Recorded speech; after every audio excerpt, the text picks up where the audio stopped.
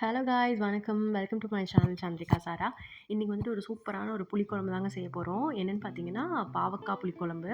So கசப்பாக இருக்கும்னு நினச்சிட்டு நிறைய பேர் பாவக்காவே சாப்பிடாம இருப்பீங்க. ஸோ இந்த மாதிரி செஞ்சு சாப்பிட்டு பாருங்கள், நல்லாயிருக்கும். நல்ல ஒரு சூடான ரைஸ்க்கு ஒரு லஞ்சுக்கு வந்துட்டு இது சூப்பராக இருக்கும். ஸோ அதை வந்துட்டு எப்படி செய்யறதுன்னு சொல்லிட்டு பார்க்கலாம் வாங்க. ஃபஸ்ட்டு வந்துட்டு நீங்கள் தேங்காய் வந்துட்டு துருவருக்கு ரொம்ப கஷ்டப்பட்டுட்டு இருந்தீங்கன்னா, இந்த ஒரு டிப்ஸ் வந்துட்டு சூப்பர் டிப்ஸுங்க. நான் எப்படி கட் பண்ணுறேன்னு பாருங்கள். இது வந்துட்டு ஈஸியாக கட் பண்ணிக்கலாம். அப்போ உடைச்ச தேங்காவாக இருந்தாலும் சரி, ஒரு 2 நாளைக்கு அப்புறம் அது யூஸ் பண்ணாலும் சரி, அந்த தேங்காய் வந்துட்டு ஈஸியாக நம்ம அந்த கத்தி வச்சு எடுத்துக்கலாம். துருவி கஷ்டப்படணுன்ற அவசியம் இல்லை. இது சீக்கிரமாக வந்துட்டு நம்ம பண்ணிக்கலாம். ஸோ அதுக்கப்புறம் பார்த்தீங்கன்னா, பாவக்காய் வந்துட்டு நான் வந்துட்டு ஒரு பாவக்காய் எடுத்திருக்கேன். அந்த பாவக்காய் வந்துட்டு கழுவிக்கோங்க, க்ளீன் பண்ணிக்கோங்க. அதுக்கப்புறம் 2ஆக கட் பண்ணிவிட்டு, அது உங்களுக்கு என்ன ஷேப்பில் வேணுமோ அந்த மாதிரி கட் பண்ணிக்கோங்க. அதை என்ன சொல்லுவாங்கன்னா, புளியில் பாவக்காய் கொஞ்சம் நேரம் ஊற போட்டிங்க அப்படின்னா அதோட கசப்பு தன்மையில் அதை எடுத்துருன்னு சொல்லுவாங்க. ஸோ அந்த மாதிரி பண்ணிக்கலாம் நீங்கள். அதுக்கப்புறம் பார்த்தீங்க அப்படின்னா, கட் பண்ணிவிட்டு உள்ளே இருக்கிற சீடெல்லாம் நம்ம எடுத்துக்கலாம். எடுத்ததுக்கப்புறம் என்ன பண்ணுறீங்கன்னா, அதை நல்லா வாஷ் பண்ணிவிட்டு எண்ணெய் ஊற்றிக்கோங்க. எண்ணெய் ஊற்றி பாவக்காய் வந்துட்டு நல்லா ஃப்ரை பண்ணி எடுத்துக்கோங்க ஃபஸ்ட்டு. ஏன்னா அதுவுமே வந்துட்டு கசப்பு வந்துட்டு உங்களுக்கு போகும். ஸோ அதனால் அந்த மாதிரி பண்ணிக்கோங்க. இதெல்லாம் கட் பண்ணி முடிச்சோடனே நல்லா ஃப்ரை பண்ணி அதை தனியாக எடுத்து வச்சதுக்கப்புறம் அந்த எண்ணெயிலேயே வந்துட்டு நீங்கள் குழம்பு வந்து செஞ்சுக்கலாம். ஸோ என்ன பண்ணுறீங்க அப்படின்னு பார்த்தீங்கன்னா,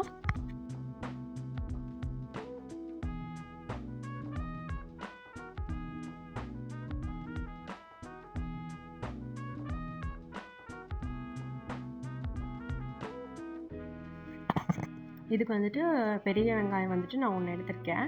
சின்ன வெங்காயம் நீங்கள் போடுறதா இருந்தால் ஒரு 10 பல் சின்ன வெங்காயம் அந்த மாதிரி போட்டுக்கலாம். பூண்டும் சேர்க்குறதா இருந்தால் ஒரு ஒரு ஒரு பூண்டு இல்லைனா அரை பூண்டு அந்த மாதிரி தேவையான அளவு வந்துட்டு ஆட் பண்ணிக்கோங்க. அதுக்கப்புறம் நான் காரத்துக்கு இப்போ நான் பார்த்தீங்கன்னா ஃப்ரை பண்ணியிருக்கேன் இல்லையா, அந்த எண்ணெயிலேயே வந்துட்டு நம்ம அந்த குழம்பு செஞ்சுக்கலாம். நீங்கள் நல்லெண்ணெய் தேவைன்னாலும் அந்த எண்ணெய் யூஸ் பண்ணிக்கலாம். இல்லை கடலெண்ணெய், ரீஃபண்ட் ஆயில் என்ன வேணாலும் யூஸ் பண்ணிக்கலாம். ஸோ புளிக்குழம்புனா நல்லெண்ணெயில் பண்ணால் எனக்கு கொஞ்சம் நல்லாயிருக்கும்.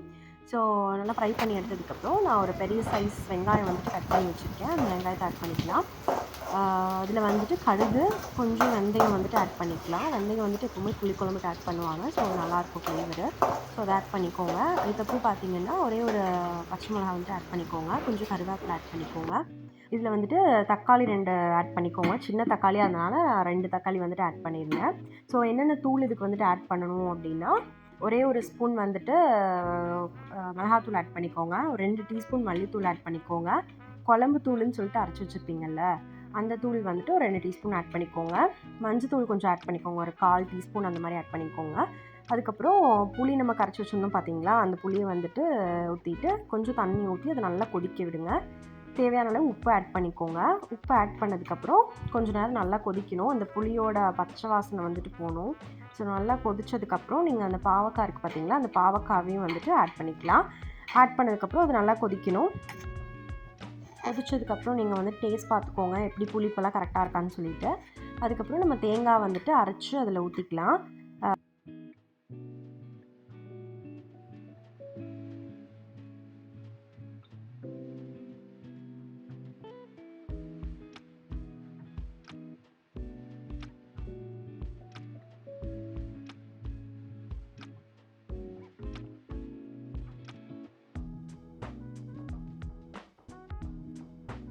தேங்காய் கூட எதுவுமே நீங்கள் ஆட் பண்ண வேண்டியதில்லை. ரா தேங்காவை வந்துட்டு நீங்கள் அரைச்சி அதில் ஊற்றிக்கலாம். ஊற்றினதுக்கப்புறம் அதை நல்லா கொதித்ததுக்கப்புறம் குழம்பு வந்துட்டு கெட்டியாகி எண்ணெய் பிரிஞ்சு வர அளவுக்கு வந்துட்டு அதை நல்லா கொதிக்க விடுங்க.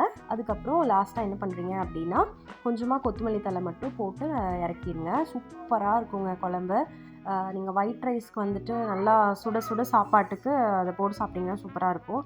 ஸோ இந்த மாதிரி வீடியோஸ் பார்க்க சப்ஸ்கிரைப் பண்ணி வச்சுக்கோங்க. நெக்ஸ்ட் வீடியோவில் பார்க்கலாம். டாடா பாய்.